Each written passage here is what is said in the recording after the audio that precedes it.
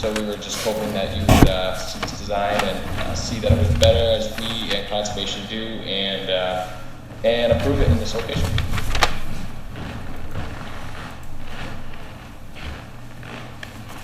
Okay, and so would it be your intention to then use some sort of easement to allow for utilities, drainage, access? Yeah, I believe right up in the detail, you can see that there is going to be a 20-foot easement along the common driveway. It's like the furthest leader up. It says a 20-foot wide easement, and so that's going to be deeded to both properties for all the maintenance agreements and for utilities and all that. Okay.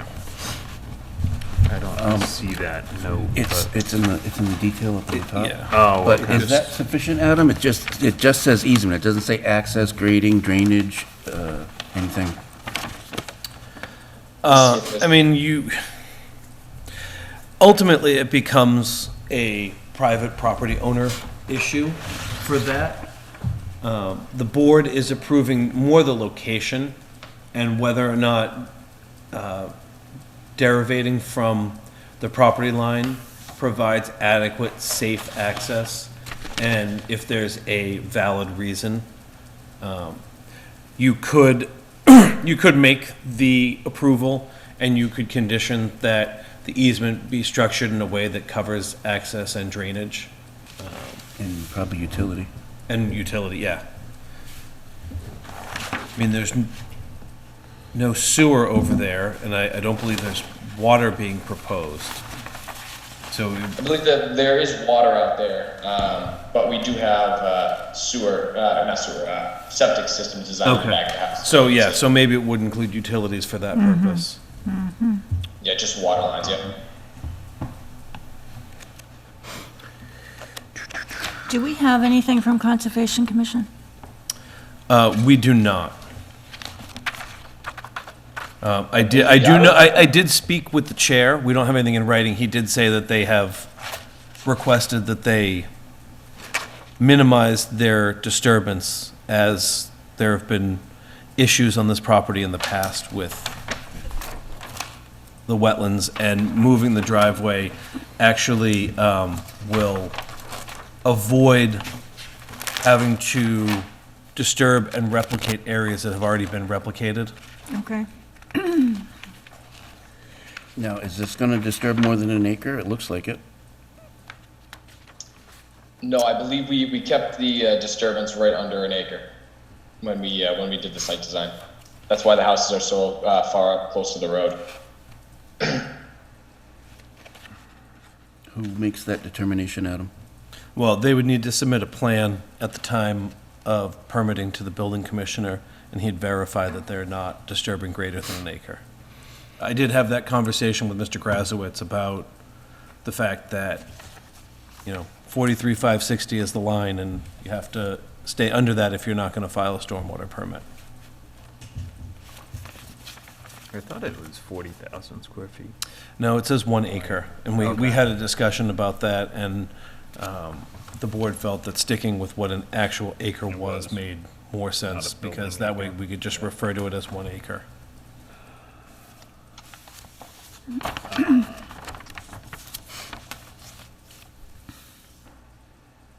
The question that comes to my mind is, do we know the dimension from the abutter's property to the driveway? Yes, the butter's property, you said? Yeah, Yes. I'm just wondering if the existing cart road meets the setback requirement, and we It's may- approximately 10 feet off of her rear left property corner. Okay.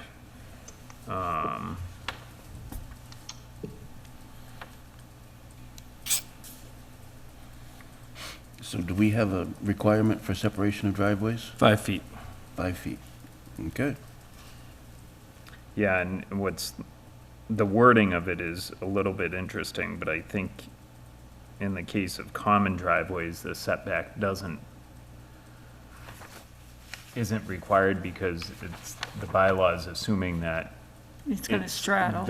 the shared space, meaning it's a common driveway and the abutter is using the driveway, but the actual language is each parking space or driveway serving a one-family or two-family dwelling shall be set back 5 feet from any side lot line and rear lot line with the exception of common driveways.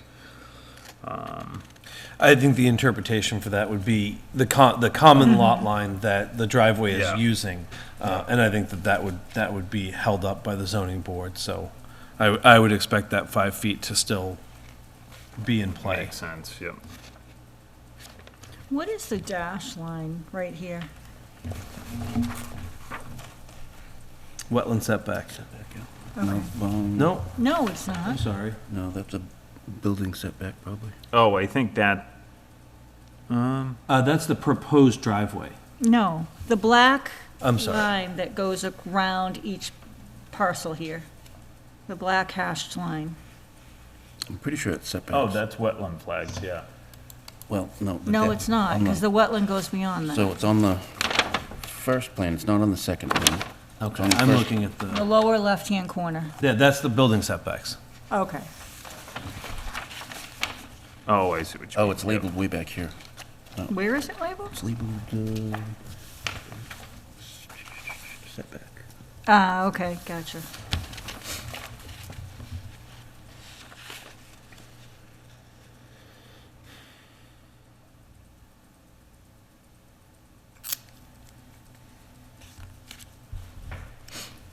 And it doesn't appear to be even close to the maximum length. We've got a No. we've got a maximum length on common driveways? We do not. We don't? What was, yeah, we do. That Goodrich property that subdivided, they had that really steep driveway. No, that was grade. That was grade, but it wasn't also. It length? wasn't length, it was Okay. grade. They were stretching past the 12% for a decent stretch of it. You're right.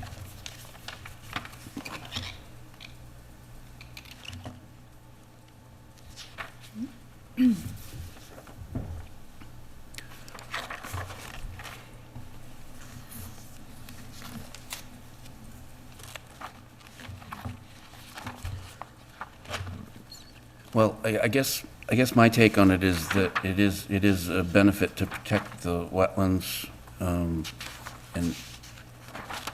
I mean, and I don't see any reason for us to hold tight to that, especially, it would make me more comfortable if we actually had some communication from Concom. But I guess word of mouth is getting more acceptable these days? I don't know. Mr. Chair, I would concur with Mr. Allison. Moving forward, if it's due to a conservation or wetlands issue that we're asked to waive something, I would like to have something in writing from conservation. Can also put this on hold till the next meeting. There's no, I don't have a problem with it, and you've talked with the chair, so, but just moving forward, even if it's an email, but I would like something from the Conservation Commission. But I do think, given the existing cart road, given the wetlands on the site, I do think it makes sense to allow this. And we have conservation actually on Wednesday, so I can actually relay that to them as well for future purposes. If they do request something like this, I'll have them, relay that to you guys ahead of time. Would certainly appreciate that. So with the new plan, could you quantify what the difference is? I see a note that there's 2,894 square feet of permanent wetland alteration, Yep. but I guess it would be good to be able to quantify what the difference is between the two plans. I mean, the first plan here, yep, go ahead. It states in the first plan that there's going to be 4,216 feet versus 2,894. So it's about 1,300 square foot decrease. So about 30%. Okay. And that takes into account any are you doing any replication work? Yeah, so basically, Lunenburg has a statute that you have to replicate at a 2-to-1 ratio. So it's actually going to lower the replication that must be done and the disturbance in it, and to do so by about 2,600 because you had to go double the wetlands you saved. So. Okay. So out of curiosity, excuse me, the previous submission on this had retaining walls. Why aren't they needed now? They're not needed now because in the roadway design criteria in Lunenburg, you have to have 3 feet of separation from the top of the pipe to the roadway, and that such regulation does not hold with common driveways, so we can have a little bit less fill over the pipes, and that's why the retaining walls aren't necessary.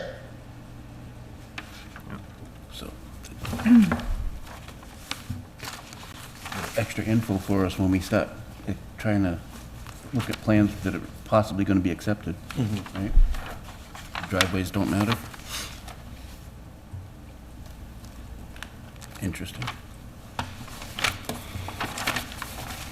Any other questions about 101 Pleasant Street? Not for me. Okay.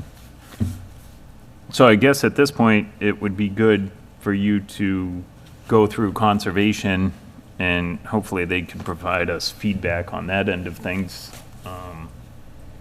Do we want to withhold our approval pending that, or do we want to? Well, that was the impression I got, but, I mean, I'm fine moving forward with it, but. if you I'm guys fine wanna also, wait. but I do think that it would be a precedent-setting thing for us to just do that without confirmation. So I'm kind of on the fence. I could go either way. Could you possibly approve with conditions that we get approval from conservation, or do something like that? We can't We make can't a- approve conditional upon another Okay. board's approval.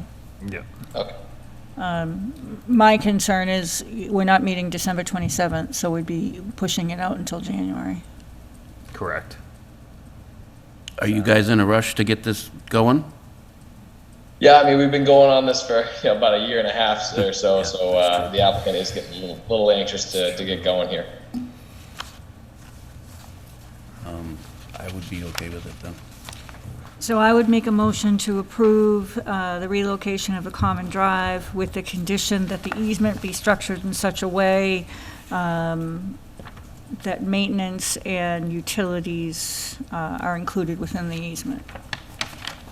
Second.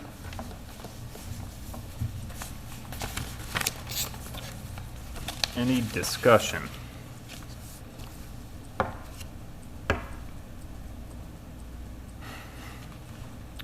Spit it out. I'm just tripping over, I feel like, from my point of view, I'd like to see Concom weigh in on this, but I also respect where the applicant's coming from. I know they've done a tremendous amount of work on this property and want to move things along. I guess my concern here with this being all private, these 2 culverts that go under the driveway and from what I can tell are emptying into the wetland, it looks like you've got drainage swales and stuff like that, and my concern is if any of this stuff goes awry, I'd want to see what the language is in terms of that easement to make sure that that stuff gets maintained. If the driveway split the lot line, the easement isn't an issue Right. because both parties have an interest in this, but in this particular situation, you're moving the entire driveway onto one One lot lot. for the most part. So this other party really isn't impacted by it at all, and I'd be concerned about the maintenance of those structures and how that all works. in Well, they would terms be of- impacted because They wouldn't be able to they get to wouldn't be their able to get to house. their house. Theoretically, their property would also flood. Or, yeah. And it if, just- and you can't ever guarantee this, but one would hope a savvy buyer with a reasonably competent attorney would ensure that there were some legal sharing or protections within any Yeah. easement or agreement that allows access. Now, all of that is a lot of hoping and inferring. I agree. Yeah, and I mean, that's the intent of the bylaw, having the driveway split the lot line, is to clarify that, and, I'm not trying to throw a wrench in the works, I'm just looking at it in terms of all the other stormwater stuff that we evaluate and the standards that we set. I agree with Mrs. Bertram and Mr. Allison in terms of trying to minimize our impact on the wetland. And where there's simply 2 dwellings here, it would make sense. I'm tripping over that part of things. I see your point, and you're looking at the plan that they're not proposing. So the plan that they're Yeah. proposing, both culverts are entirely on one property. So that's a valid point. I think also it is a project that will be built under an order of conditions. Oh, sure it will. And so failure of those culverts has implications beyond just the access. It has wetland implications for conservation. Yeah. I understand the concern and I share it, but bottom line to me is that it's really going to be up to the property owner and the buyers of these lots to ensure that they're protected. The motion is to make sure that the easement includes the maintenance and the utilities. And I think that's really the limit of our authority. Should be adequate, I guess, yeah. That's what you're saying. Yeah. I mean, honestly, it's going to be a case of buyer beware to make sure they're protected when they buy the lot. Yep. Any other discussion? All those in favor? Aye. Aye. Aye. You're all set, Mr. Fletcher. Thank you very Thank you much. guys so much. Really appreciate it. No sweat. All right, our next appointment is for 43 Summer Street, Uma Flowers.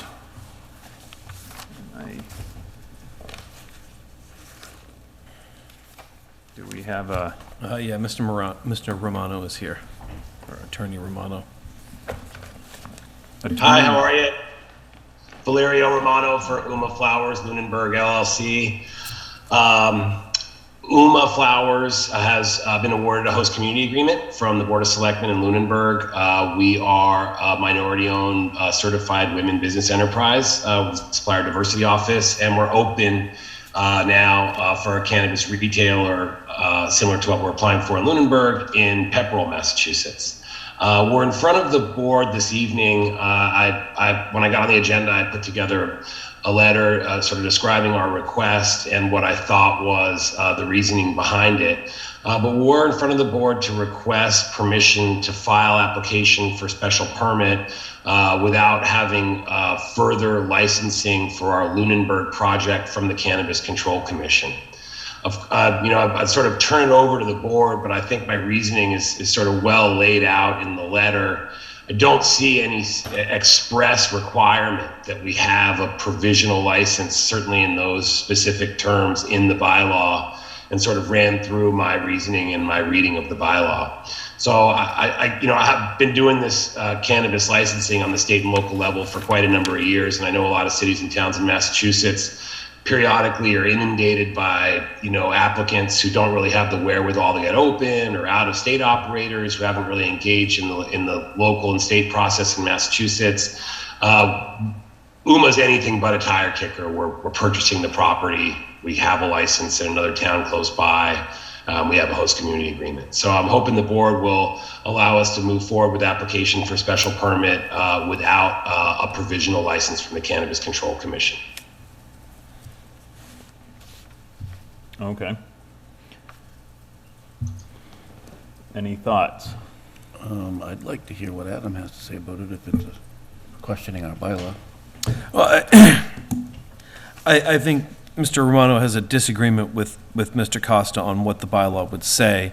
I think and I'll relay my interpretation of the conversation that I had with Mr. Romano.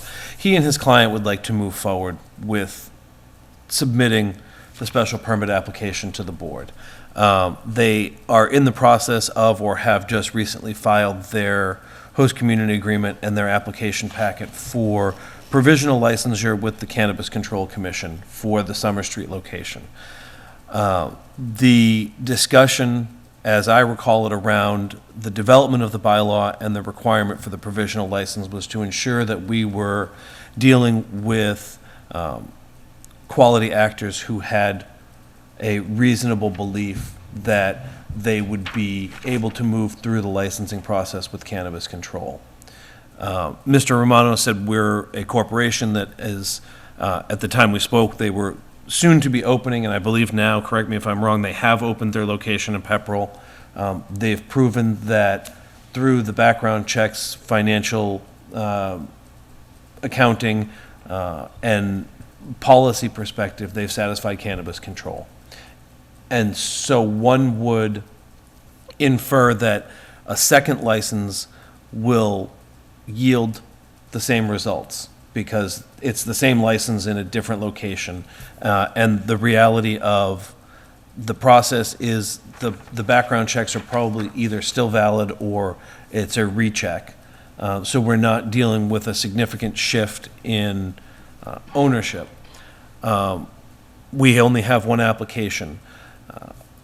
That's my interpretation of, my interpretation was he would be looking to substitute the final license from Pepperell in place of the provisional license for Lunenburg in the application packet to prove viability of the enterprise through the Cannabis Control Commission. Yeah, no, I think, my personal thought on it is they have a provisional license already. Not for this spot, but they already have one. And that section that we're talking about was simply to ensure not wasting time on somebody that's not going to be approved. Correct. And my second thought was this gives the board time to work on the application, to work on the licensing or the permitting through the town with the applicant not having the provisional license in hand and having the antsiness of we want to get going, because there's significant fiduciary impact on holding property and moving through the process. And my history with this board is you folks like to take your time. You like to read through the things. You like to make sure that it meets your standards, that it fits where you would like to be, and doing so with the specter of someone wanting to begin construction and begin their investment is not a pressure that is beneficial to the board really being thoughtful about what they're doing as they move through it. So I understand they already have their host agreement with? They do. Okay. I believe I did forward it to the board. The concern that I would have in this particular situation is that we are only allowed 2 retail establishments in town. We're limited to 2 because it's a percentage of our liquor licenses. So, and this is me just thinking through the process here, but if you allow any applicant to move forward with the special permit process before they've completed the process with cannabis control for Lunenburg, and I understand this particular applicant has already gone through the process with another location, but in terms of the thought process behind the bylaw, we were thinking in terms of we want the people to go through the state and get all the background checks and all of that stuff done, and then come to us so that you have confidence in the project. So if we allow any applicant to move forward and start the process, now we've got somebody in queue. Well, theoretically, say 2 weeks down the road, 2 more people apply, but they haven't done the background checks. They're not as far along. At some point, you open yourself up for a situation where you could have multiple applicants getting through the process, and if somebody's taking significantly longer, they're sitting in the queue locking out other people. And I understand that it really was meant to be like a first come, first serve process, but if you allow people to start before they're done with the state, and you have people going through the state process taking varying degrees of time, I think there's an opportunity for some issues there. I think if we already had one, that would be a valid concern. But seeing as this is our first, right? It is.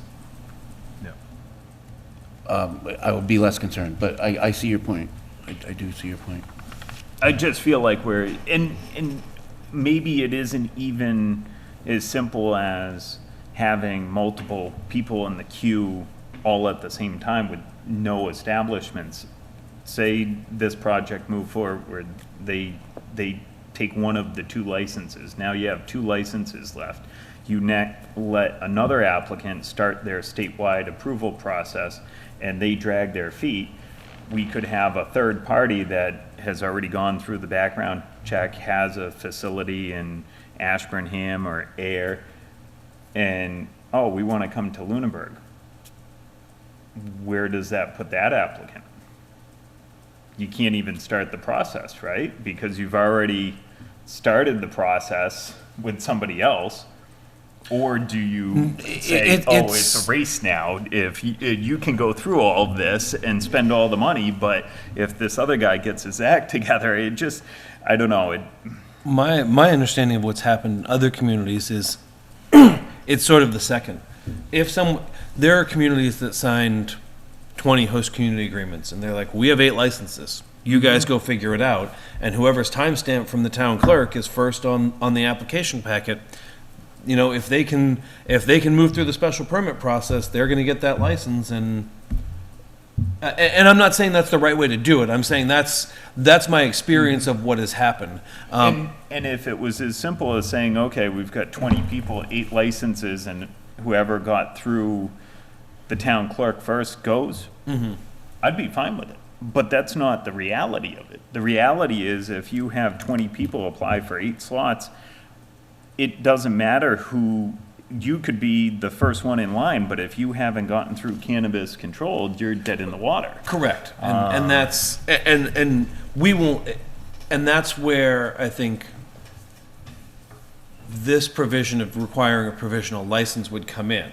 Whoever gets through that process first, if we get 2, one is an experienced operator and one is a new operator, and for whatever reason, the new operator is in first but drags their feet, like you said, and takes longer, that's ultimately that kind of is on them. And you know, or the town needs to come up with a policy on how they would like to address that. I think where we're at now is we have 1 applicant. We've only had 1 other formal request for for beginning the process of getting a license. And those folks didn't find a location and quite frankly did a lot of, sort of just dragging their feet, and they've ultimately gone away. Yeah. So I think it kind of comes down to how the board wants to look at that going forward. And I don't know that choosing to accept this now sets the precedent where you would have to do so the next time. I think we certainly wouldn't want to do it the next time if it came to that. If it came to multiple applicants, yes, I would agree. But they've already been in queue here in Lunenburg for 6 months. They had Yeah, I think these folks have been here for about that long. So, and nobody else has expressed any interest, aside from the people that have gone. I speak to more people than I think is reasonable about where we are in cannabis permitting, and we've had two groups who actually have shown up, boots on the ground, and said, here, we found a place, this is what we want to do. And these are the folks who've carried through with that to the point where they have an executed host community agreement. I don't think the board is obligated to anybody in the future with anything they do now. I don't know these folks other than the interaction that I've had with them, mostly on the phone and what I've seen, but they seem to be operating in a above board and reasonable way. I don't have a dog in whether you guys give them this ability or not. But we don't have a queue of people who are looking at sites and proposing retail operations. It's just, it hasn't been our reality to this point. We're not Fitchburg of a year ago where it was, you couldn't swing a 3-foot rope without hitting someone who was ready to open a cannabis shop. Yeah. So, Mr. Chairman, I understand your concerns. I think the difference in this particular case is that they do have a provisional license in another community, and I think that in and of itself separates them from another potential applicant. One of the things that I really want to talk about, however, is the ambiguity in our bylaw, because I do think, and if you read this letter that Mr. Romano has provided, there does appear to be some ambiguity, and I would like to have Attorney Coster's perspective of that. Because if we say no use of any special permit issued hereunder shall commence, nor construction of a marijuana establishment unless and until all requisite provisional license and approvals have first been obtained. But then the section F11 says applicant shall submit proof of approval from the Commonwealth of Mass. So those two statements do appear to contradict each other. So I think, I don't know how we missed that, but we did. So I'd like council's opinion on how we correct that. And I think that's a discussion this board has to have, is do we want the provisional license before they can apply for a special permit? Well, and I certainly appreciate that interpretation of things. I guess I don't know, we haven't received communication from Attorney Costa. We haven't. Has this been sent to him? No, but I can. If I would like you to send this Yep. correspondence to him and get his perspective.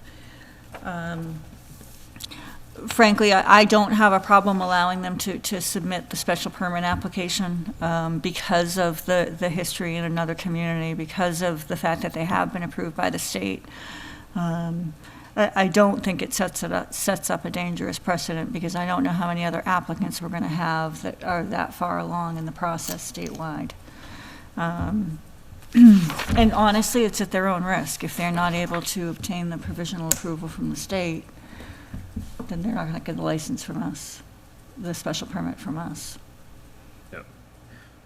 The key language in section F11 that I look at is how you interpret that wording in terms of no use of any special permit, which that would imply that you've got a special permit, but you can't use it until you have the provisional license or site plan approval issued. Right. So my interpretation of that is we can't issue approval for site plan until they have the provisional license. Right. And that's the way I would read it as well. And so that doesn't prevent them from applying for site plan approval and applying for the special permit, but Right, right. my interpretation of that would be we wouldn't be able to We approve can't it. issue it until they have, I completely concur. Yeah. We can't issue I it guess my until they next have the question license. along those lines would be, what would the timeline look like in terms of the site plan approval? Do we have a clock? Nope. Okay.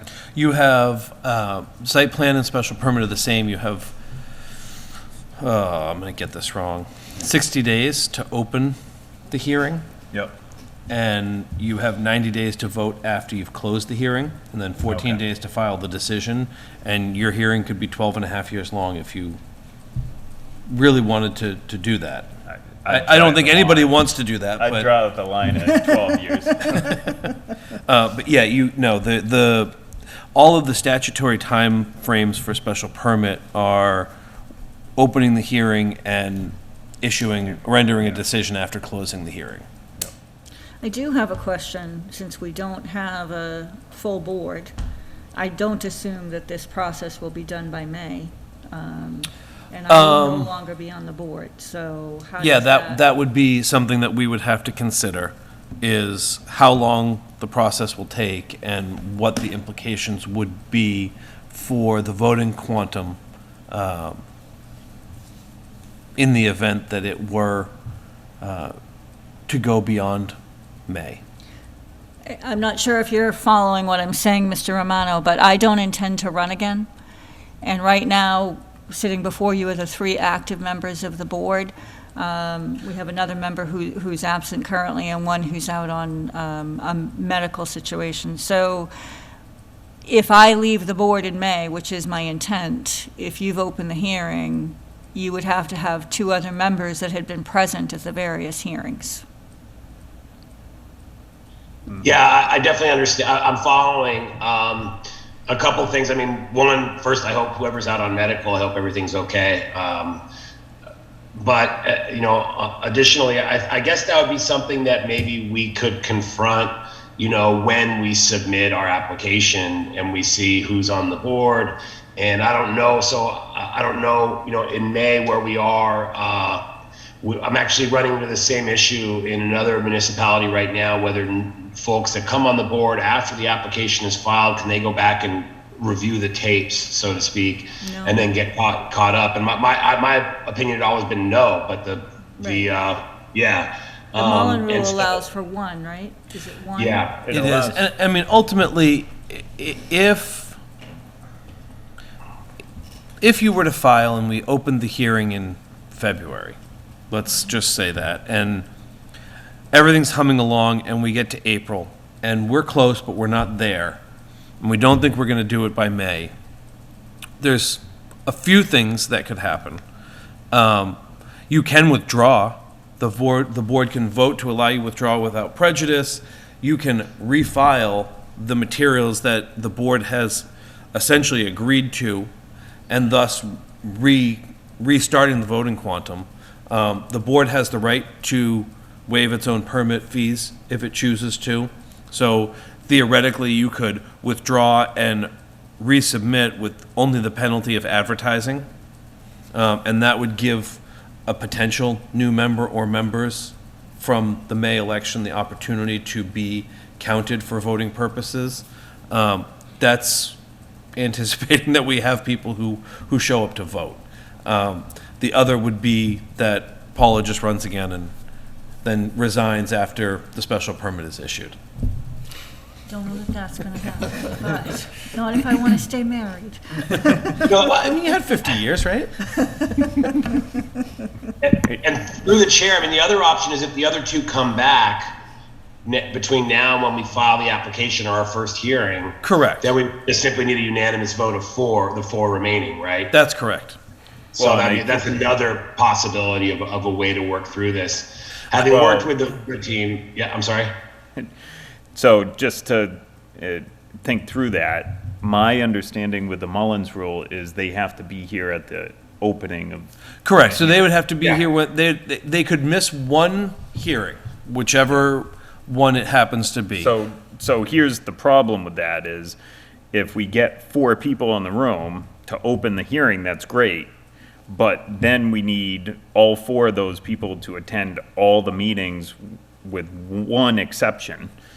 That's where it gets a little bit dicey. It'd be different if we had a full 2 members that could be here for the first meeting, and then you've got some flexibility. But even if Mr. Torgensen was here to open the meeting with the 3 of us, we would still be in a position where we're kind of riding a very thin line there. And so just putting it out there so you're well informed, I don't think any member of this board sitting before you tonight has an issue going down that road, but you may get to the 95-yard line here and be forced to withdraw to get the votes back. Yeah, and I think also what Mr. Cole is saying is we have some attendance challenges. So it may be one of those things where maybe we get all 5 members in the room,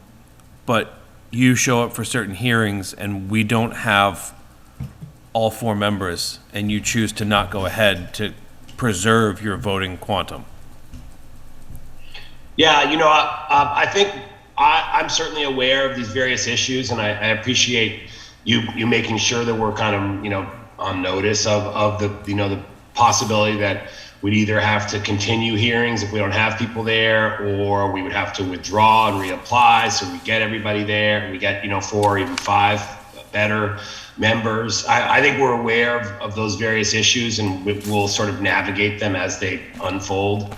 We're certainly, and of course, we're also willing to give any extensions of time should, the public hearing close, but there's, the board wants to continue deliberating, whatever it is. So I think we're willing to work with the board and, sort of appreciate the feedback on that. I think our goal is the commission can be notoriously slow, even with a group that's, proven themselves with the commission. And our goal is not to sort of delay at least the application process by 6 months. Now, if in a few months it turns out, gosh, you guys got to withdraw and reapply because of this voting issue, we'll understand that. It's statutory, and there's just no really 2 ways about that. So I think we're good. Hopefully we get the approval of the fundamental request is the ability to apply before licensure from the commission, and then the rest we can sort of deal with as it shakes out over the coming months. Okay. Okay.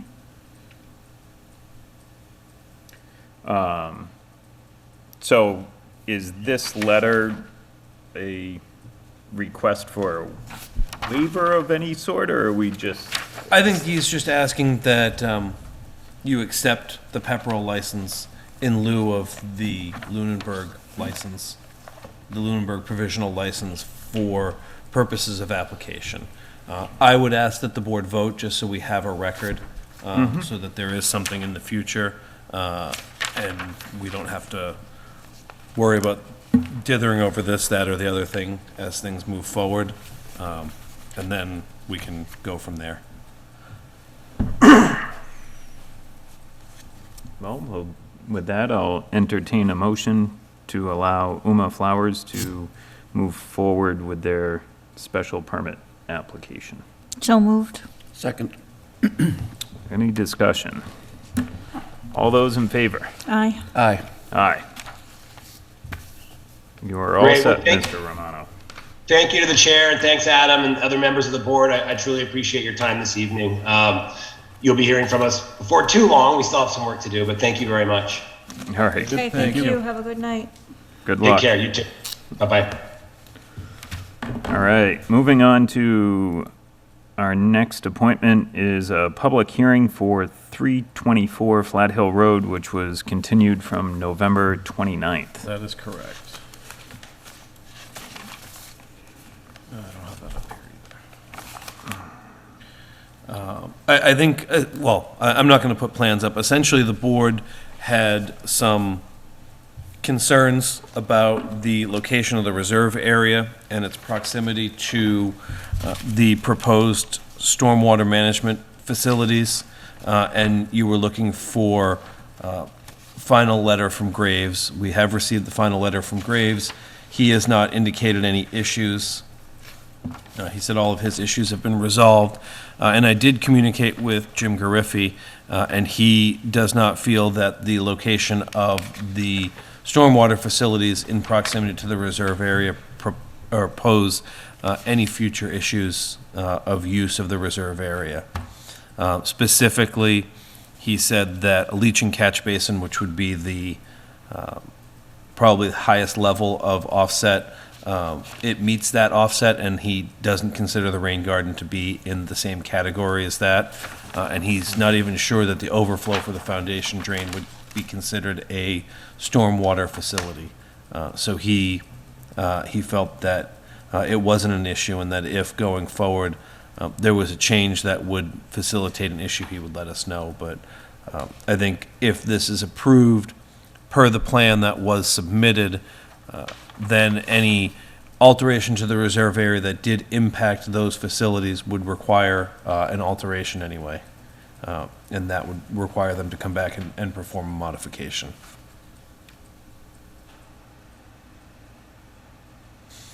And I think practically, much like we had spoken about last time, if they're going to use that reserve area in the future, it's going to be a less, it's going to be a much bigger project than just plunking it in there. Okay, you're looking for a motion to approve the stormwater permit? I only work here.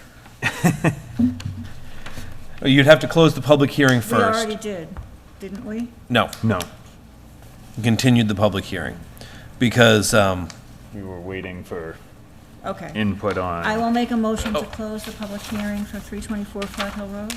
Second? any discussion on closing the hearing? All those in favor? Aye. Aye. Aye. Okay, can we just pause there for 1 sec so I can catch up?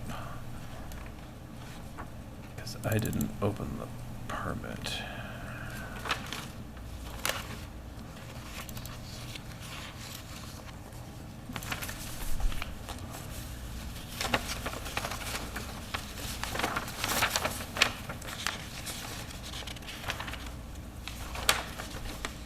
Oh, look at that. Marjorie was good enough to figure out who would do it ahead of time. Yeah, I know, that's why I was a little confused, because she's already got it in here. She's clairvoyant. Okay, so now I'm gonna go on to my next cue. I will make a motion to approve the stormwater permit with the board standard and special conditions as noted in the draft permit. And the special condition that we spoke about last time is to your satisfaction, number 32. Yes. Okay. So if at the time of replacement, the soil absorption system is proposed to be placed at the location of the designated reserve area, this permit must be amended to address the potential conflicts of the stormwater system and any new soil absorption system. Yep, and that Okay. covers it. And the only other thing that we would need to discuss as part of the motion is construction hours. And I am fine with, as Marjorie plugged them in, 7 to 5, Monday through Friday, 8 to 3 Saturday, no construction on Sunday or any state or federal holiday.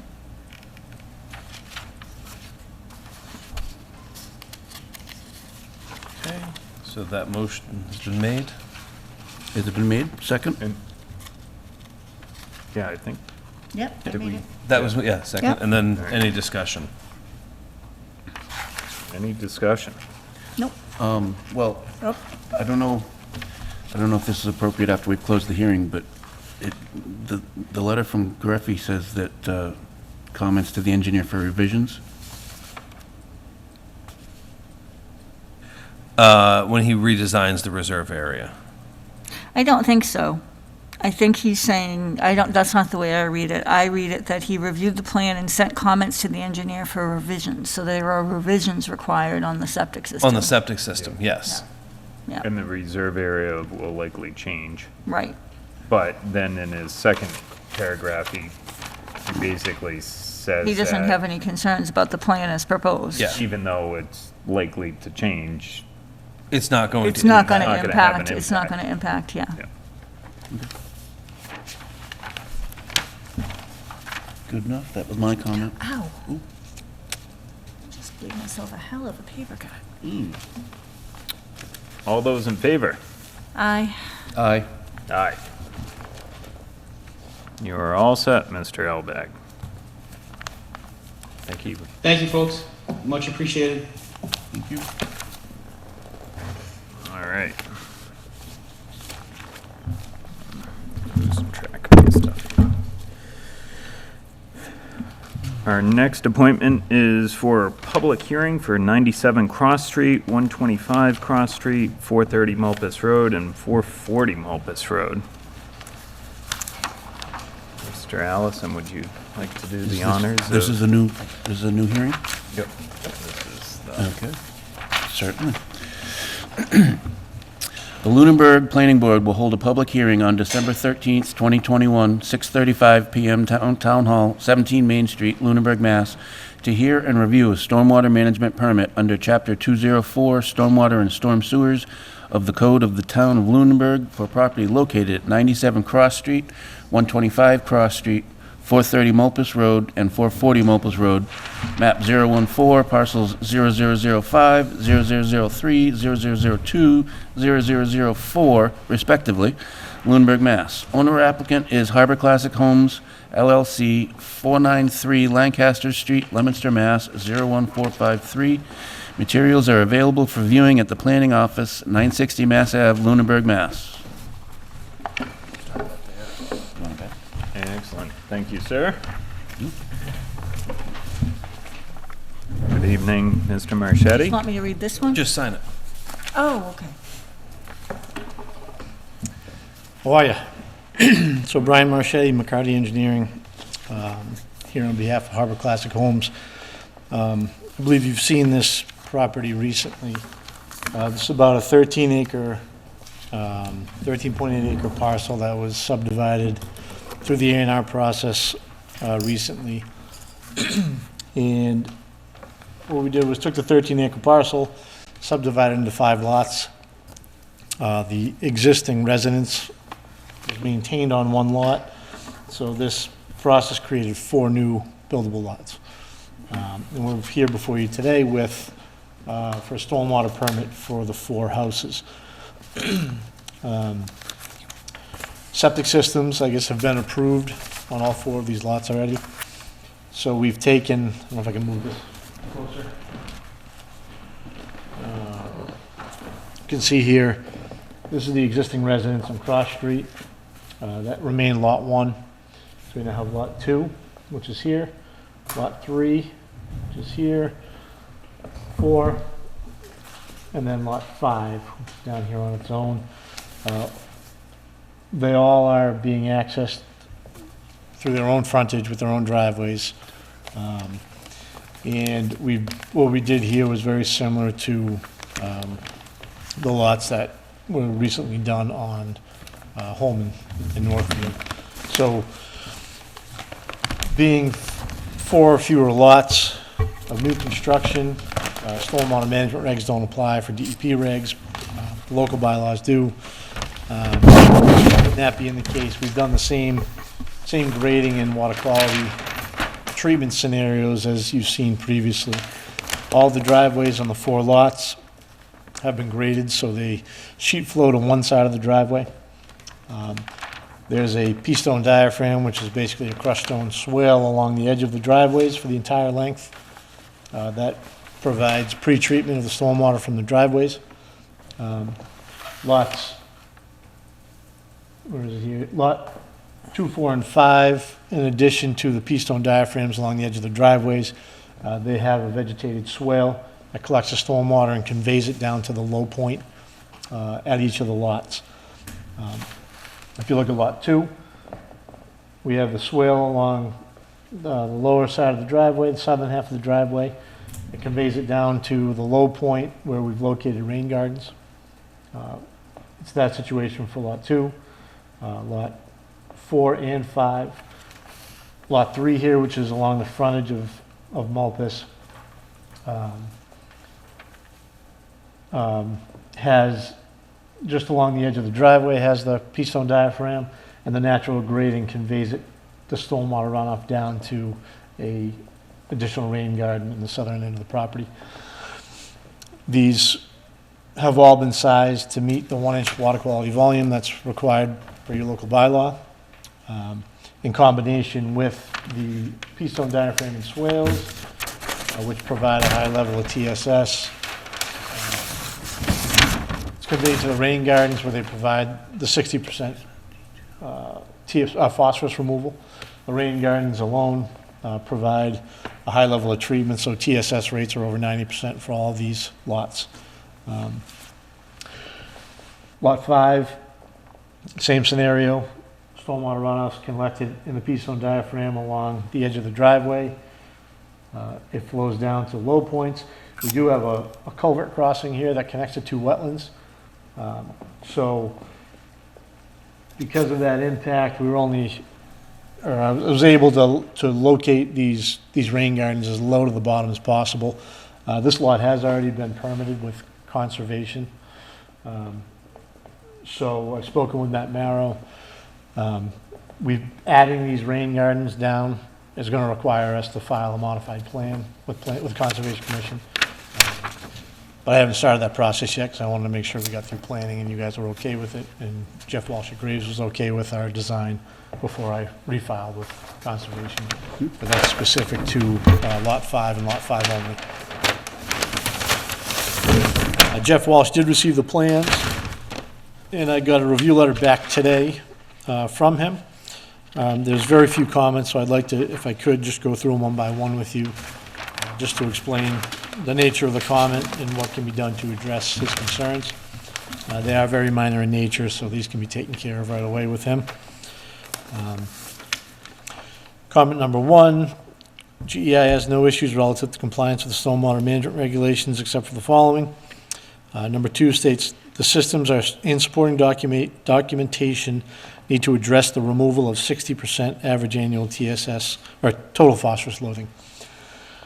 There was one specific paragraph in the drainage analysis that was specific to phosphorus that didn't get sent to Jeff. Wasn't put in. So that'll put back in, I'll send it to him.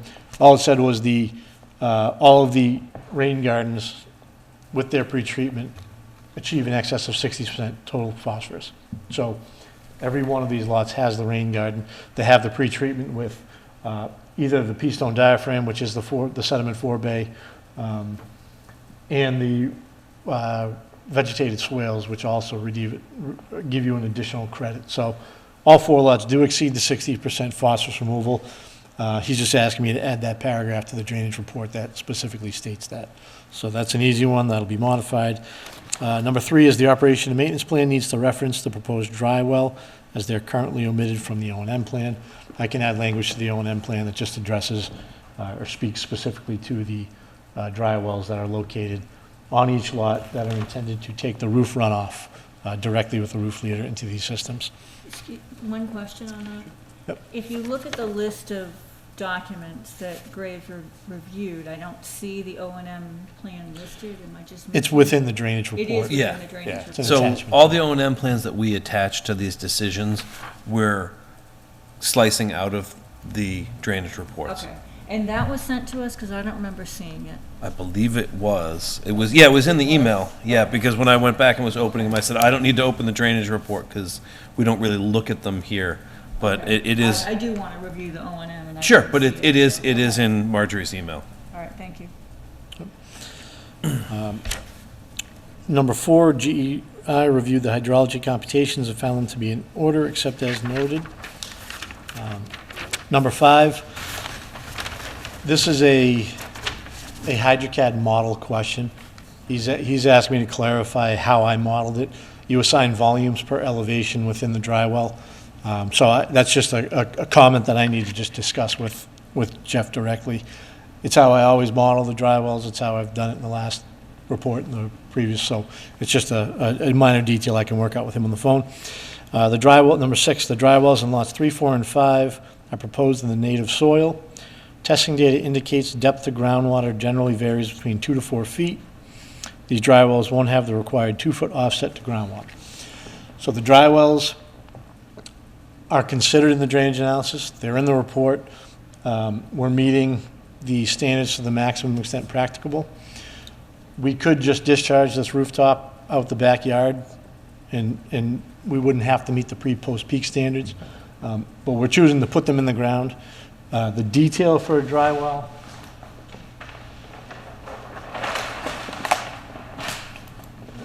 is here as follows. So if this is your house, your roof leader comes down and goes underground into your dry well.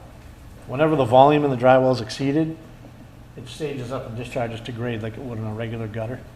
So I agree 100%, we don't have 2 feet of separation in groundwater, but these drywalls are all 3 feet deep, so you're only about 3.5 feet below grade.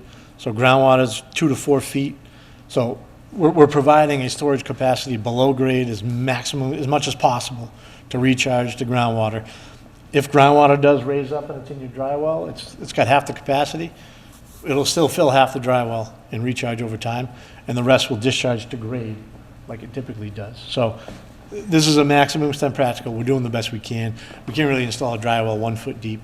It kind of defeats the purpose. If you've got a 50 foot by 50 foot crushed stone bed under your yard that is trying to maintain that 2 foot offset. But isn't the 2 foot offset required? It's a design guideline. It's required for infiltration basins. Right, exactly. Yeah, and it's for infiltration basins. Drywall. I And understand. Drywall's clean runoff It's all because clean it's roof. rooftop runoff. That's another reason why we typically don't put them in the open O&M plan. It's all rooftop, it's clean runoff, they don't require the maintenance. It will, I don't want to keep going back to the last projects, but it wasn't in the old one, but I'll put it in the old one if Jeff wants to see it, that's not a big deal. For a typical dry well, we do have an inspection port. So really, if a homeowner has an issue where they constantly see runoff that's just discharging to grade, it's not going into the dry well and getting recharged, they at least have an inspection port, they can pop it open and look in it, and, maybe there was a structural failure or the fabric that surrounds the system collapsed, and, so there is an operation and maintenance plan that you can follow for these things, but if we were to have to maintain a 2 foot separation in groundwater, then I'd simply eliminate this from the plan on all 4 lots altogether. But I think it's clearly a benefit to the groundwater and recharge to provide them. Perfectly well understanding that, right now it's the wettest season on record and groundwater's high everywhere you go. It's not always the case. And this dry well will actually recharge groundwater on a regular basis, even though groundwater may be at the bottom of it. So true, it doesn't meet the definition in the design guidelines for an infiltration basin, but this really isn't an infiltration basin. This is something that's intended to just recharge groundwater to the maximum practical. And again, it's rooftop runoff, so it's clean water. So I guess my response to that is exactly what I said. If Jeff doesn't like it, we can simply eliminate it from the plan and still meet the regulations. And then number 7, the TSS removal calculation worksheet references a sediment forebay, which is not part of the design. So again, that's a text error. We noted sediment forebay on our previous TSS calculations. That's what we're calling our P-stone diaphragms. So the forebay is the first line of defense. It's the pre-treatment mechanism, which we have on every one of our driveways. So on the south side of each one of our driveways, we have the P-stone diaphragms. That's what we call the forebay. So on the TSS spreadsheet, previously what I did was put P-stone diaphragm and I put forebay in parentheses. So that's just adding a text note to the TSS removal worksheet in the drainage analysis for just to clarify things for Jeff. So the last 2 comments, number 8, on sheet 1, the topo contours are labeled incorrectly. He's referring right here to our driveway and where it goes around the septic system. We go from 400 to 405, and I believe 408 is the top of the system. These 3 contours here were labeled incorrectly. So I just got to fix the labels on that. But it is graded out properly. And then the final comment is to add a north arrow to this plan. So these are all very simple things that I can resolve with Jeff on the phone, or one follow-up comment letter, or response to comment letter, and I guess before the next meeting, could easily be addressed. Is it generally accepted for the P-stone diaphragm to substitute for a actual forebay? It is a pre-treatment mechanism. In the DEP regs, it specifically states in the rain garden section to provide a gravel filter strip, a 3-foot gravel filter strip, or vegetated buffer between the edge of pavement, and the rain garden. So in each case, this acts as a forebay for two reasons. One, it's maintainable. So it exceeds the volume that's required for a forebay. It's 0.1 inches times the impervious area that's tributary to it. So it's all sized to be bigger than what's required for a sediment forebay. So it has the volume, and it also has the upper 6 inches is underlain with filter fabric. So when that top section of stone gets filled with sediment and sand and salt, it's maintainable. So that top 6 inches can be peeled off and put back. So you maintain the storage volume underneath, and then the top section is maintainable where they can clean it and replace the stone. And all that is within the operation and maintenance plan. You gonna be able to peel back 6 inches of pea stone with filter fabric Yeah, without even ripping the fabric. Yeah. without even ripping it? Yeah. Okay. Don't even touch it. No, you can service it. I mean, typically you'd pull the fabric right with it and then put new fabric down. Because the challenge with sediment is it's eventually going to clog the fabric too. So. I have a question on the plans, and maybe this is normal, but I haven't seen it, or at least haven't noticed it. There's a note in the upper corner of the plan that it says not for construction. Not for construction, these plans were prepared for the purpose of obtaining state and local permits and are not intended to be used as construction documents. Fairly typical. Okay, so what are the construction documents? So We don't see. typically the process is, when you're permitting a plan with the planning board, they're intended, there's stamps here for the permitting process to get through it. Once the permitting's done, the contractor has permits in hand, he goes to the building department. And then the building inspector issues all the construction permits. At that point, depending on the project, depending on the client, they would then hire us to basically go over the plan with a fine-tooth comb. And all this is a block we simply freeze. So this plan can fully be built upon. There's no reason it couldn't be built upon. My stamp's on it. We design these and do these all the time. So for planning purposes with boards, it's a permitting document. They're not intended to be construction documents. Well, and the reason I ask is because we typically require, or that the plans be on site, and I'm assuming those plans are going to be the same plans that we approved. They are. So you sign a set of plans that goes back to the applicant, and those plans are required to be distributed and retained on site per the conditions that you are now placing on approvals. Construction plans can and often will have a little bit more detail. Okay. So this would be an overarching guide that would be on site, and you should be able to see what's here. But, and I, again, I think it's going to depend project to project, engineer to engineer, and client to client. But they could put more construction details, more specificity in, you start here, you go here, and this is what the grading looks like, or sequencing, or things like that. You could include all of those in this. They could just take the block off and release it for building. Okay. Typically with bigger industrial and commercial projects, this is phase one. Phase two, we jump into 60% drawings, 90% drawings, 100% drawings. So we go well beyond the permitting phase. For something like this, we typically wouldn't. Okay. But a bigger commercial project, it's a block that's on every submittal we do, but typical with bigger projects, this is just the first phase of the whole project, and then we jump into construction documents, and that's when it comes off. And it makes sure engineers get paid. Yeah, I was gonna say, when the check clears, the block comes off. Question on the operation and maintenance plan, I was able to pull it up, and it was in the drainage report. And it talks about, in the rain garden specifically, removing dead vegetation, but there's nothing about replanting.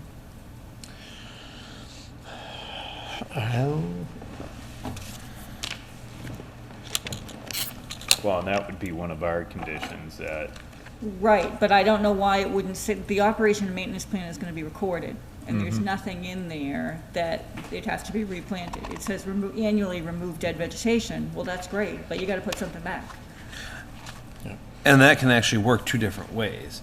You can interpret that to mean remove dead vegetation, leaves. right. You can interpret- it's open to Or dead interpretation. entire plants. So Exactly, I exactly. mean, I think, I know what think, the yes. intent is. Yeah, You've got- I take you're your gonna point, deadhead yeah. plants. Yep. But it doesn't say anything that, Yeah, about or blow the replanting. leaves out of it or Right. whatever. We can amend that to put remove and replace. okay.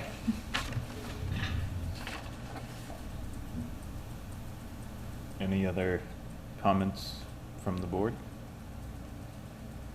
The only other comment that I would have is that, I assume that we would require that, as with other stormwater permits, that the maintenance logs be sent to us. as Yeah, I mean, that's all in your collateral. standard That's gonna be a conditions now. standard condition, just so that you're aware. I think his project on Holman Street was the first one where we developed that condition, so. Probably. And it was also, every lot needed a notice of intent, so we got an order of conditions per lot. And I think they put in the deed, it was supposed to be conveyed in perpetuity. Yeah, conservation did that, Yes, though, yeah. yeah. So we have that here in one, we'll be able to do that for lot 5, but the rest of these don't need conservation submittal. So, So I'm still gonna, wanna, before we sign off on this, I'm still wanna confirmation from Graves that everything is satisfied. Yeah, I would expect, I mean, I don't think anyone's looking for this to be done tonight. I think it, Ron would love that. well, I shouldn't say anyone. Yeah. I don't think the expectation is that this would be voted on tonight. When is the next hearing? January 10th, Next year. next year, yeah. Next year. Yeah, you have to wait till next year. If there's nothing else, I would entertain a motion to continue to January 10th at 6:35 PM. So moved. Second. Assuming that's good. Discussion. That works? Yeah, yep, thank you very much. All those in favor? Aye. Aye. Aye. Excellent. All right, thank you. Thank you. Thank you. Have a good night. Two. All right, moving on to minutes approval.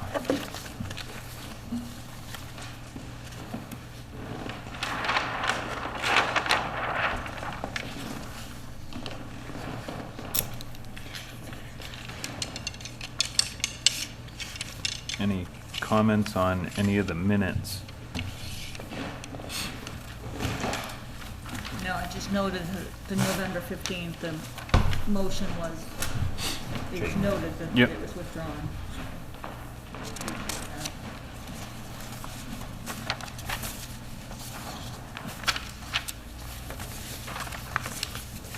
I would make a motion to approve the minutes of November 15th, 2021, November 29th, 2021, 324 Flat Hill Road, and November 29th, 2021. Second. Any discussion? All those in favor? Aye. Aye. Aye. All right, moving on to committee reports. TCP, BDC. We'll be convening here tomorrow night with the select board to discuss the future of that group. Sounds ominous.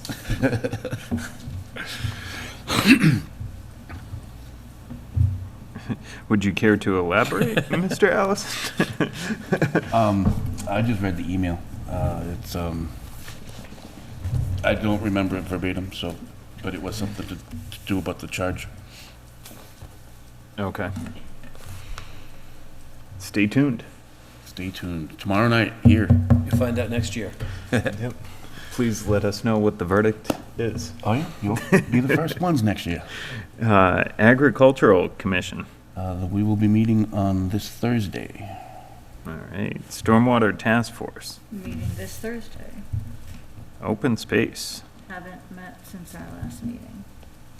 Capital Planning. We have been meeting.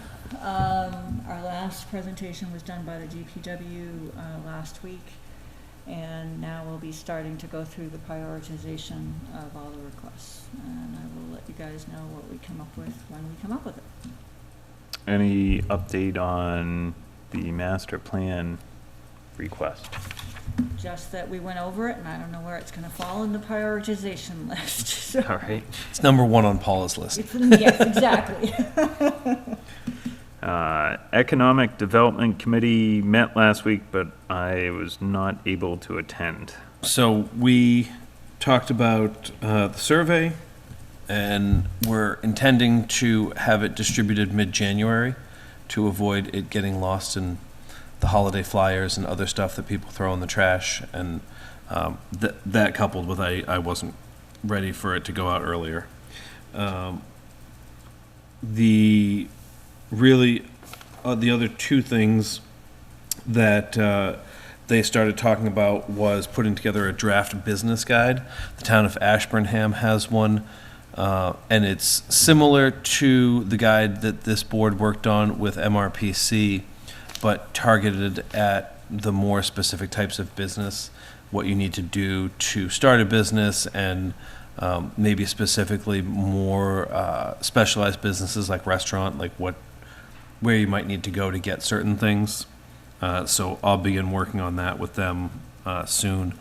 And the final thing they talked about was looking at reinvigorating something like the Arts Festival, which brought together a lot of local small businesses and sort of fostered some of the cottage industries that we have here in town. We have almost 500 people who own or operate businesses and pay personal property. And I think more than 2/3 of those are home businesses of some manner. So festivals like that really do offer those folks the opportunity to connect with customers and show off their wares. So the Economic Development Committee is going to be reaching out to the Lunenburg Business Association and see if they have any appetite for stepping in and helping to kind of fill that role. I know the Cultural Council had done it in the past. I don't know where they are with wanting to redo that. And I know that Smokestack Roasters had a holiday, I don't know if it was a craft fair or a bazaar or Yeah, I think it was a craft. the first weekend of December, and it was quite successful. It was very well attended, and I think it's showing that those type of things are something people want to see and people want to attend, and it's really a matter of finding a way to make those happen in a reasonable space. One comment on that is there's probably going to be some room at the farmer's market if that was decided. And to be. that might be a good synergy between economic development and AgCom. Yep.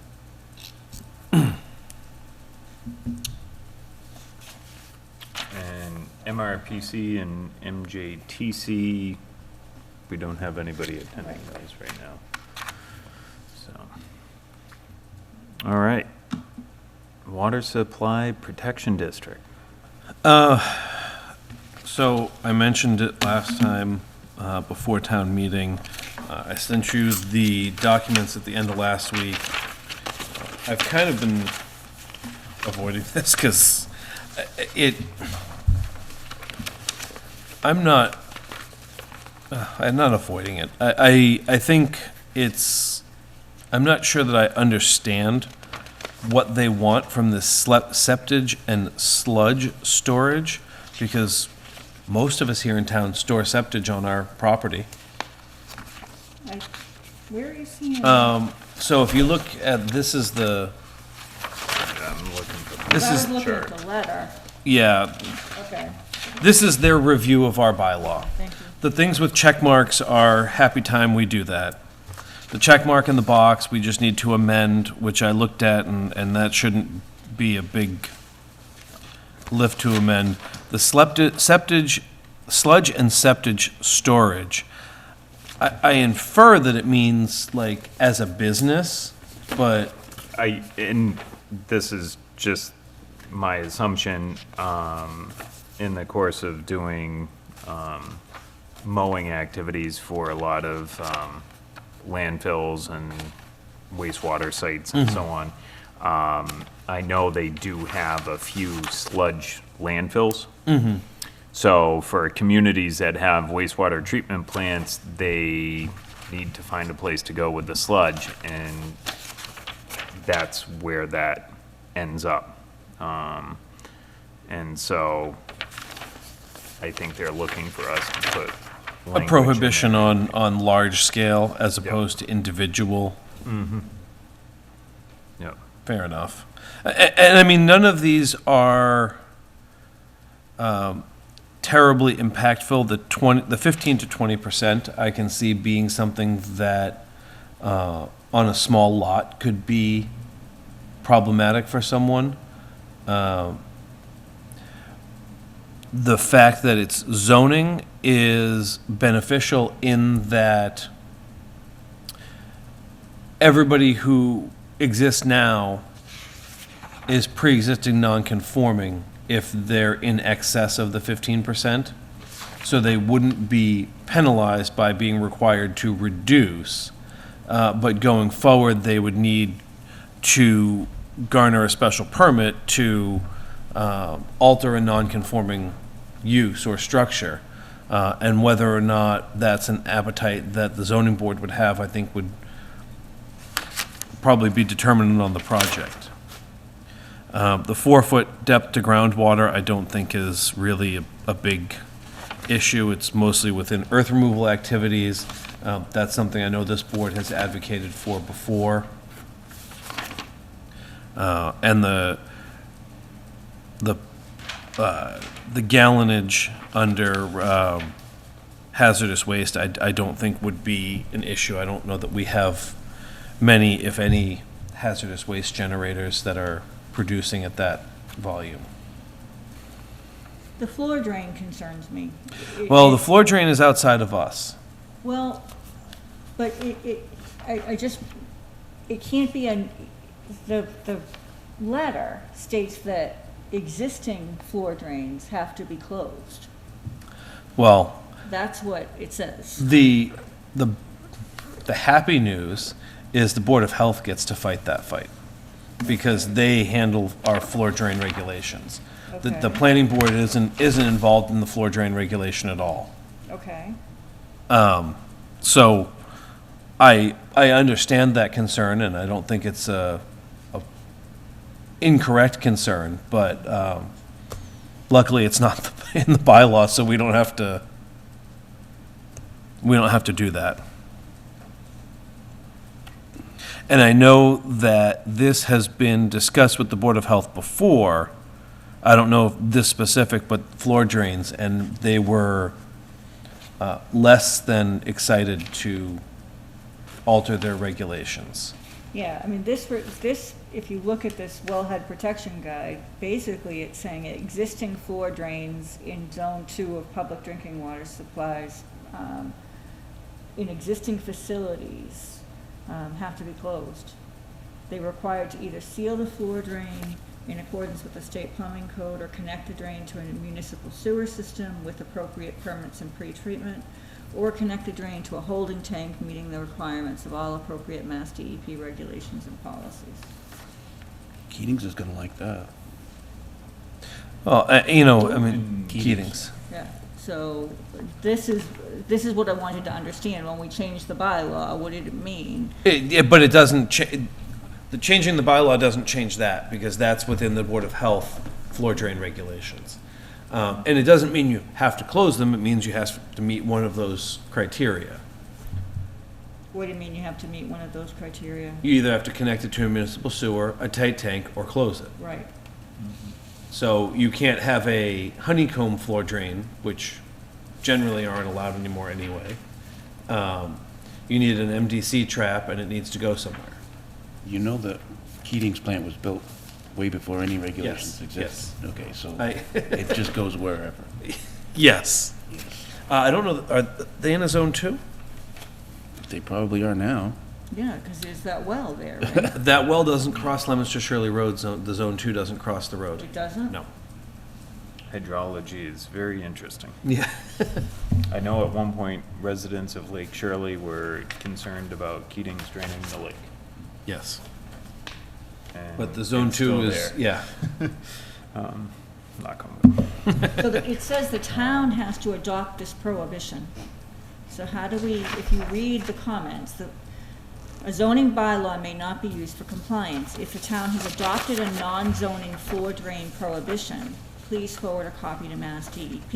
If the town has not yet adopted this prohibition, please refer to the floor drain regulation guide. Which is through the Board of Health. And I spoke to the water superintendent, and he said he has been dealing with the Board of Health on the floor drains, and has not gotten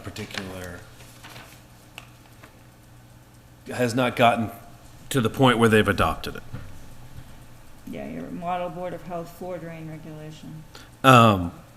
And my understanding is we're not obligated to do this in order for the water district to be granted their withdrawal. They just need to ask. Which they have done and which is on record. Yeah, they have to demonstrate that they've used their best efforts. Mm-hmm.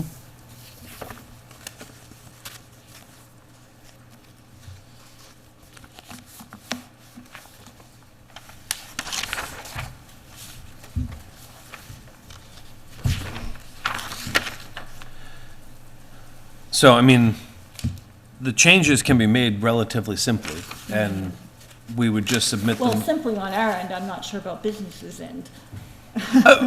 And I don't know that these changes, exclusive of floor drains, I'm talking about from the planning board perspective of bringing the bylaw to town meeting. I don't know that those changes have a demonstrable impact on, I won't say any business, I will say on a vast majority of businesses in town.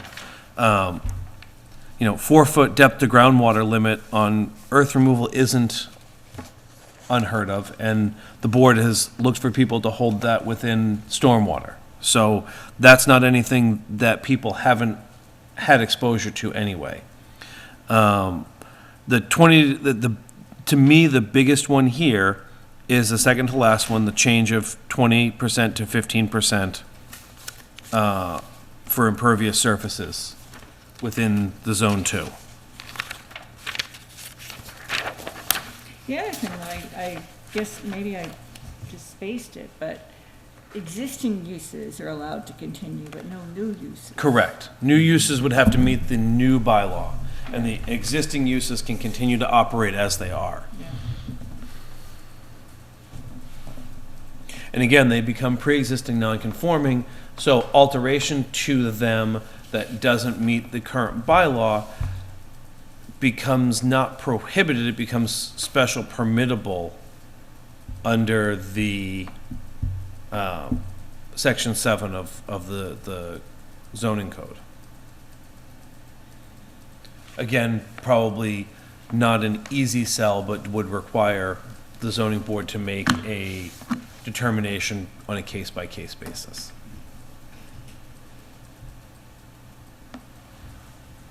What's the water quality recharge language? Do we have that here? Water quality.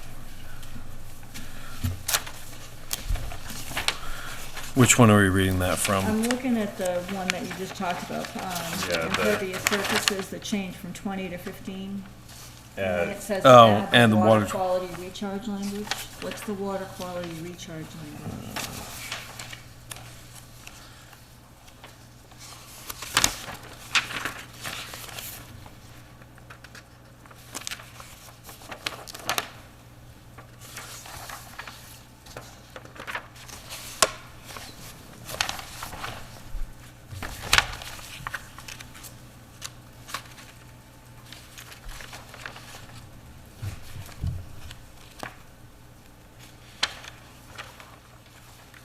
I can contact them and get that.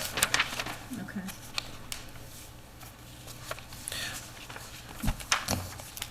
I don't feel that the way that they have distributed the information is particularly user-friendly. No, without a doubt. The fact that we have to go through all Yeah, these papers is not helpful. and they are rather curt when you don't give them exactly what they want. So, asking that question might soften them a little bit, or make them more curt, but we'll see. Yeah, I really would like to know what that is.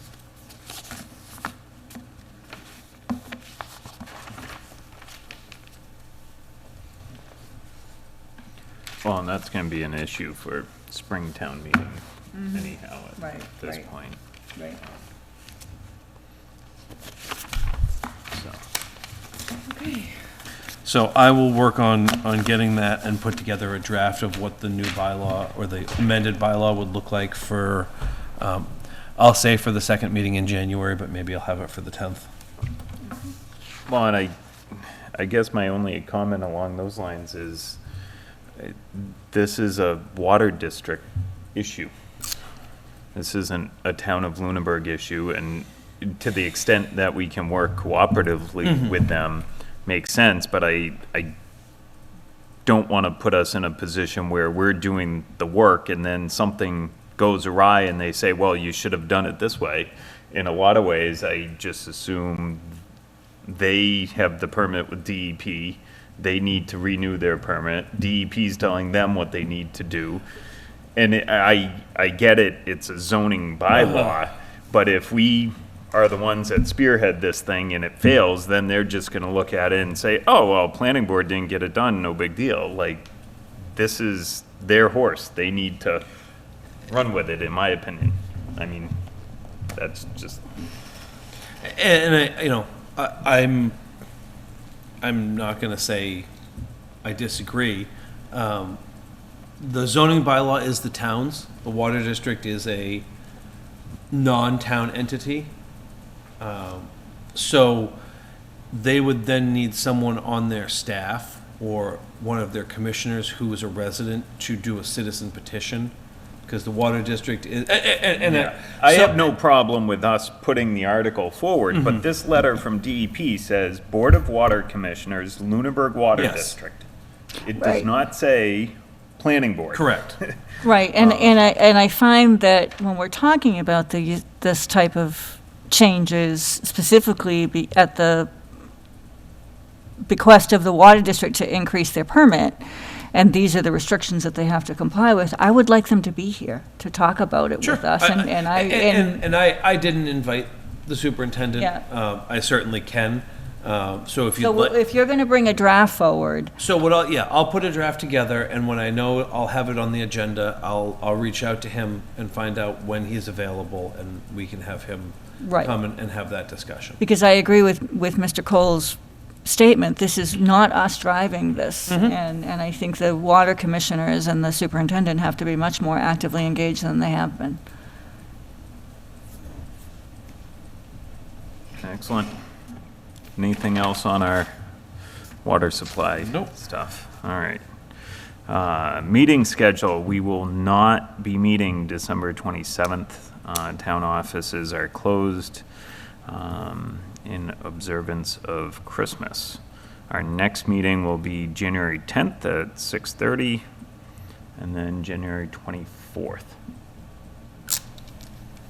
Ongoing items, Pondview Commons. Still no word. No word. And master plan. Paula gave us the update on that. Yeah. It's top of her list, and we're still waiting to see yeah, where it shakes Where out. it shakes out on capital planning's list. All right. Any public comment?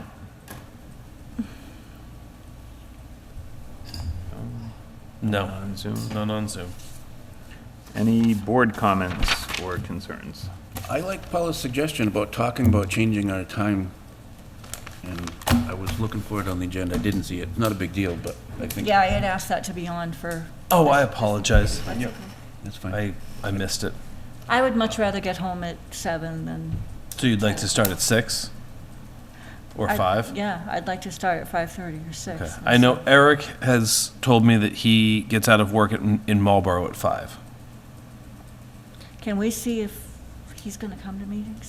We certainly can. I did have a discussion with council on the remedy for that, and I much better understand the process. It's not a simple lift. It requires signatures of 20% of the registered voters in town, How many people is that? close to 1,000. Yeah. And if there is a town-wide election within 90 days of that petition finally being resubmitted, it would just be done at that election. So essentially, you're running into the place where that's where, if you were to start it now, it would be at that point. You know, my preference would be Mr. Torgensen was able to attend. But we really need. We need five active members, We need yes. 5 active members. And believe me, I understand that life happens, and there's going to be times where people miss unexpectedly. There's going to be times where people miss expectedly. But when the majority of our meetings are 3 and 4 people, it certainly puts a burden on those individuals, and it puts our applicants in At a severe in sticky disadvantage. situations. It really does. And I certainly shared those concerns, and I'm specifically concerned about the applicant's timeline because in today's world, it takes a long time for an engineering firm or a traffic study or, peer review to cycle through. And so, it just drags out the timeline on everything. So could you put on our next agenda an earlier meeting time, please? Well, I think for our purposes, I mean, if we want to have that discussion, we can certainly have it, but I don't see any issue with we moved up the 2 special meetings we held for the. For next meeting, could we do it at 6 o'clock? Sure. And just because we haven't had any feedback from Mr. Torgensen, and that would give him an hour to get to the meeting, Your January 10th meeting? your only issue, Is a public hearing. you've now continued a public hearing to But, 6:35. so we open that at 6:35? Okay, We can take things that's out of fine, yes, order. and you can do your other business beforehand, Right, just. right. So the agenda may not be in order, but, I personally, I would like to get out of here earlier Yep, than we do. 6 o'clock it is. And then we'd have the vote if it goes past 10? I hope we don't ever have to vote on any of that. Yeah, me too. Yes, we have. It's been a while though. Yeah. It has. Yeah. Yes, so, let's go for 6 o'clock and then that's a board policy, right? Yeah, I mean, there's no law that says when you have to start your meetings. No, I'm saying in terms of the extension. Yes, that's in the board's rules and regulations. No. So if you wanted to amend those, we'd need to do a public hearing, but that's not a, I think we can leave it at 10:30 and hope that we never. Is it 10 or 10:30? it's 10:30 right now. 10:30. I Meetings think we leave it there. can't go If we're past here from 10:30. 6 to 10:30, Yep. we're all going to be toast anyway. Yeah. Excellent. I think that's it. All right, motion to adjourn? Second? All those in favor? Aye. Aye. Aye. Thank you, everyone. Good night. All right, everyone, enjoy your holiday. Thank you, you too. The signatures, Have a right? good trip. No, I don't have any plans, so I'll get them from, I'll get them for the 10th. We're